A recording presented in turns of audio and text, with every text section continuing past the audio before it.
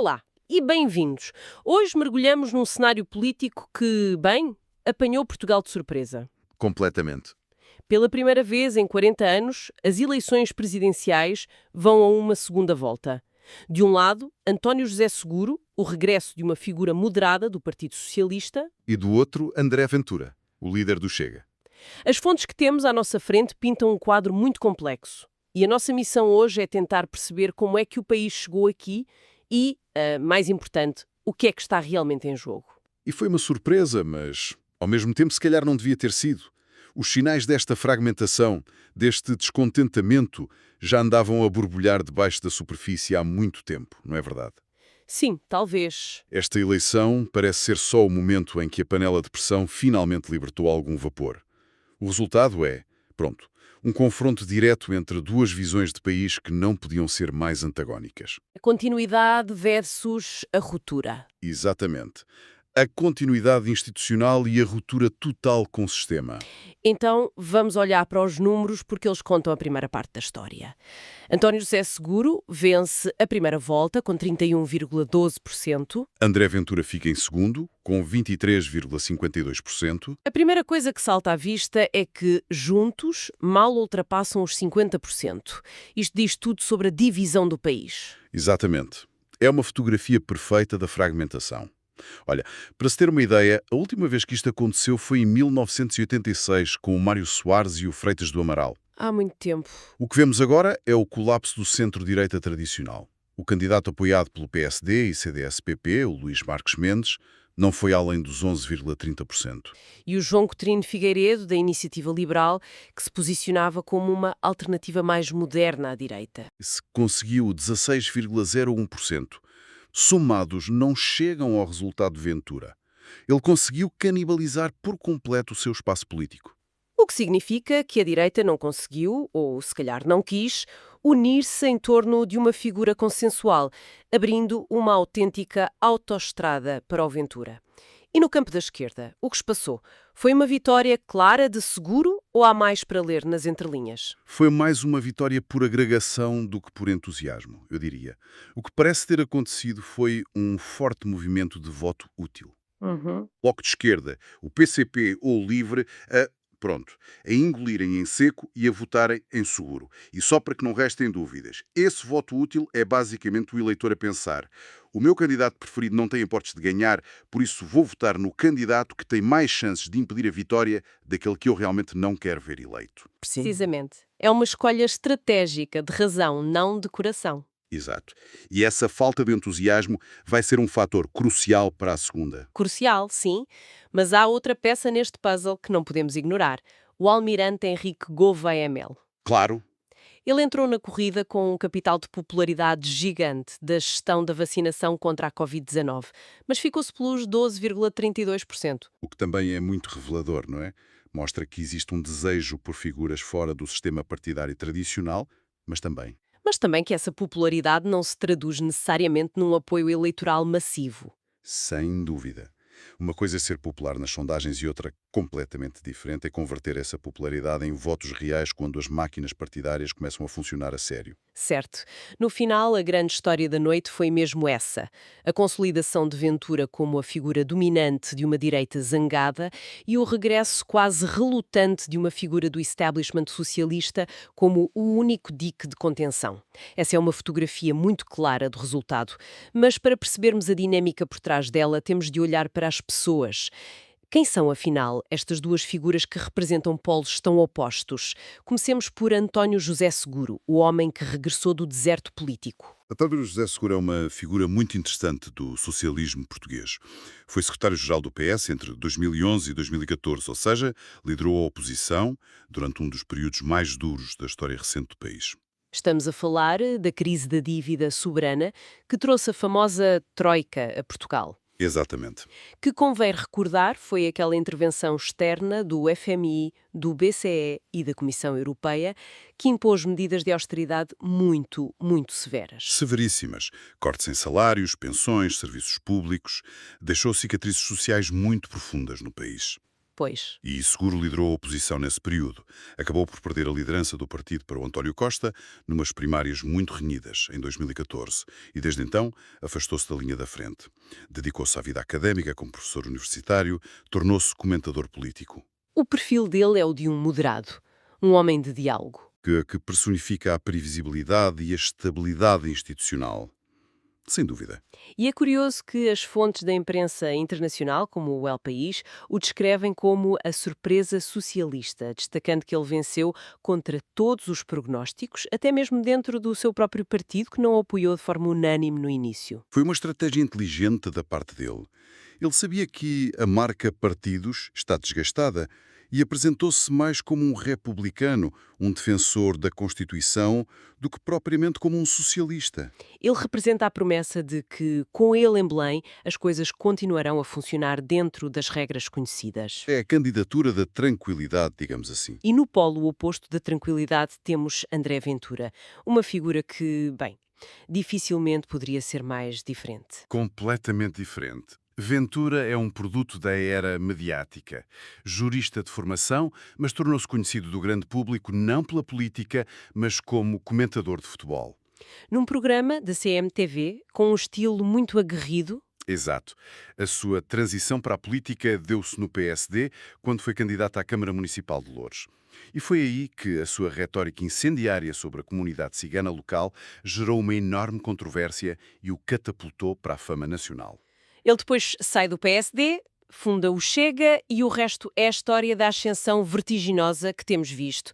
Define-se como liberal na economia, nacionalista e conservador nos costumes, mas são as propostas de ruptura que marcam a sua agenda. Sem dúvida. A sua plataforma é construída sobre ideias de grande impacto mediático. Uma revisão constitucional para reduzir o número de deputados de 230 para 100. A introdução da prisão perpétua, a castração química para certos crimes. Exatamente. E talvez o mais simbólico de tudo, a forma como no IV Congresso do Chega se apropriou do lema do Estado Novo, Deus, Pátria e Família, e lhe acrescentou a palavra trabalho. Ele não foge do confronto, ele procurou-o. A sua identidade é ser antissistema. É aqui que a análise se torna mais complexa, porque isto é que me faz alguma confusão. As fontes dizem-nos que a economia portuguesa cresceu acima da média da União Europeia nos últimos 5 anos, que o turismo está em alta, que o desemprego está em mínimos relativos. Então, de onde vem esta raiva toda? Pois, O que é que os grandes números da macroeconomia não nos estão a contar? o que é fascinante aqui é que esses números macroeconómicos funcionam como uma manta que tapa uma realidade social muito dura. Por baixo desse crescimento há um mal-estar profundo. Como assim? Temos uma crise da habitação brutal. Os preços das casas para comprar ou arrendar mais do que duplicaram em 10 anos em cidades como Lisboa e Porto. O salário médio não acompanhou nem de perto nem de longe. E isso leva a situações insustentáveis. Os nossos apontamentos referem que o salário mínimo nacional, mesmo com os aumentos recentes, não permite a uma pessoa viver sozinha numa casa arrendada na capital. Exato. E a imigração jovem é um sintoma disso. Cerca de 300 mil jovens, muitos deles altamente qualificados, saíram do país nos últimos 5 anos. E aqui está a chave. O discurso de Ventura não funciona apenas por apontar culpados. Funciona porque ele está a explorar o colapso de uma promessa central da democracia portuguesa pós-25 de Abril. A de que cada geração viveria melhor que a anterior. Exatamente. Quando um jovem licenciado não consegue sair de casa dos pais, ou quando um casal de classe média não consegue pagar a prestação da casa, essa promessa está quebrada. A corrupção, as elites, a imigração, tornam-se então as explicações fáceis e diretas para essa falha fundamental do sistema. E os dados são claros. Portugal é hoje o segundo país mais envelhecido da UE e um dos mais desiguais. 1 em cada 5 portugueses vive no limiar da pobreza. É este o terreno fértil. E é neste contexto de desilusão e descrédito no sistema que surgem fenómenos como a candidatura completamente satírica de Manuel João Vieira. Precisamente. Para quem não conhece, o Manuel João Vieira é um artista, músico, vocalista da banda Iana-Pá 2000, uma figura icónica da contracultura portuguesa. E conseguiu as assinaturas para ser candidato a presidente. As suas promessas são um exercício de surrealismo delicioso. Um Ferrari para cada português. Vinho a sair das torneiras e a minha preferida, uma mãe individual para cada cidadão para combater a solidão. É fácil rir disto, mas no fundo é um sintoma agridoce, não é?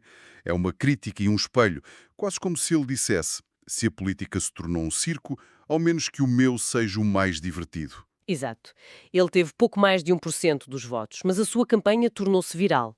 Ele expõe o ridículo de certas promessas políticas e, ao mesmo tempo, reflete o desespero de quem já não acredita em nada. Como ele disse numa entrevista, se as pessoas querem votar no absurdo, que votem no absurdo dos seus sonhos e desejos, e não no absurdo que lhes pode arruinar a vida. É um sintoma muito claro do cansaço com a política tradicional. O que nos leva à batalha final. A segunda volta é a 8 de fevereiro. Como é que o tabuleiro de xadrez se está a reconfigurar para este confronto direto? Bem, do lado da esquerda, a reconfiguração foi rápida e previsível. Todos os partidos, do Bloco de Esquerda ao PCP e ao LIVRE, mesmo que de nariz torcido, apelaram ao voto em António José Seguro. O objetivo é óbvio, criar uma frente o mais ampla possível para travar a aventura. Claro, de nariz torcido é a expressão perfeita. Li uma citação do Pacheco Pereira, uma figura histórica do PSD, mas respeitada à esquerda, que resumiu este sentimento. Ele disse que votaria em Seguro, sem nenhuma espécie de entusiasmo, mas por uma razão fundamental de defesa do regime democrático. É um voto de contenção. Exatamente. E é por isso que a situação à direita é muito mais complexa e, francamente, mais interessante de analisar. Certo. Os líderes dos dois principais partidos da direita democrática, o PSD e a Iniciativa Liberal, declararam neutralidade. Não deram indicação de voto nem em Seguro, nem em Ventura. Mas essa neutralidade não é, na prática, uma vitória para o Ventura. Ao não tomarem uma posição firme contra ele, não estão a normalizar a sua candidatura? Essa é a grande questão. Não estão a dizer ao seu eleitorado que, no fundo, tanto faz, que um ex-líder do PS e um líder de extrema-direita são escolhas equivalentes? Essa é a grande crítica que lhes é feita. No entanto, e este é no entanto muito importante, várias figuras de proa desses mesmos partidos vieram a público cobrar essa neutralidade. Ah, sim? O Carlos Moedas, presidente da Câmara de Lisboa, uma das figuras mais importantes do PSD, o próprio Luís Marques Mendes, foi o candidato presidencial deles, vários outros declararam o seu apoio pessoal a António José Seguro. Ou seja, está-se a formar uma espécie de cordão sanitário, mas não é uma decisão institucional dos partidos. Exato. É uma decisão individual de várias personalidades. É um cordão sanitário informal, pessoal, que expõe a fratura gigantesca que existe dentro da direita portuguesa sobre como lidar com o Chega. Há uma ala que acha que é preciso combatê-lo frontalmente e outra que acredita que não se pode hostilizar os seus eleitores. Talvez a pensar em futuras alianças? Pois. Esta eleição está a forçar essa fratura a vir ao de cima. O que nos mostra que a escolha, no dia 8 de fevereiro, transcende em muito os dois candidatos. É sobre o próprio modelo de regime. Sem dúvida, porque o Presidente da República em Portugal, apesar de ter funções maioritariamente cerimoniais, detém um poder que é absolutamente crucial. O poder de dissolver a Assembleia da República e convocar eleições antecipadas. A chamada bomba atómica da política portuguesa. E é aí que tudo se joga. Um presidente como Seguro usaria esse poder com contenção, como tem sido tradição, mas um presidente como Ventura... Ele já disse que usaria os seus poderes para impor a sua agenda. Poderíamos ter um cenário de instabilidade permanente, com o Presidente a ameaçar dissolver o Parlamento a qualquer momento se o Governo não fizesse o que ele quer. Exato. A eleição de Ventura alteraria radicalmente o clima político. Portugal, que é visto internacionalmente como um país estável, moderado, previsível, passaria a ser visto como um foco de instabilidade. A escolha é mesmo entre um modelo de diálogo e previsibilidade, personificado por Seguro, e um modelo de confronto e tensão institucional permanente. Que é a proposta de Ventura, sim. Ok, então, pondo isto em pratos limpos, o que temos aqui é uma eleição que funciona quase como um raio-x às fraturas da sociedade portuguesa. Uma segunda volta histórica que coloca frente a frente não apenas dois homens, mas duas visões irreconciliáveis para o futuro. Tudo isto num país que vive um paradoxo, uma aparente saúde económica que esconde um profundo e real mal-estar social. E a questão que fica no ar para todos nós refletirmos é dupla. Pois, primeiro, será que este apoio fragmentado e, sejamos honestos, relutante a António José Seguro vai ser suficiente para mobilizar o eleitorado e travar a ascensão de André Ventura? Ou será que a neutralidade tática da liderança da direita tradicional vai, na prática, abrir a porta a uma vitória da narrativa antissistema? E talvez mais importante, independentemente de quem vencer a 8 de fevereiro, como é que Portugal, como sociedade, começa a sarar as feridas e a resolver as desigualdades profundas que esta eleição expôs de uma forma tão crua e evidente? Essa é a questão de fundo que vai ficar muito depois de contados os votos.